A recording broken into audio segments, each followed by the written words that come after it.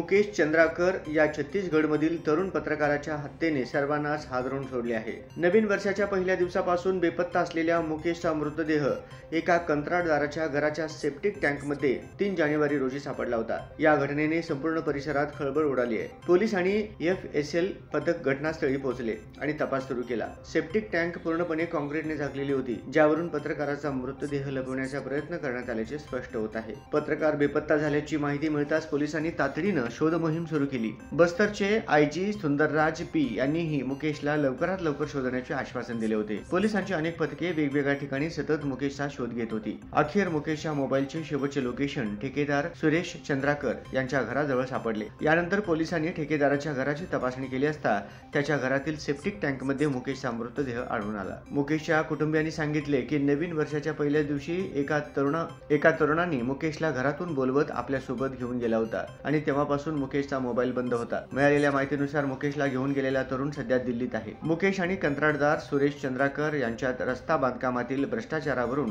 खडाजंगी झाल्याची माहिती आहे। मुकेश यांनी कंत्राटदाराच्या विरोधात भ्रष्टाचाराचे वृत्त प्रसिद्ध केले होते, ज्यामुळे ठेकेदार त्याच्यावर नाराज झाला होता। सुरेश चंद्राकर हे यापूर्वी SPO होते। शिवाय लग्नाची मिरवणूक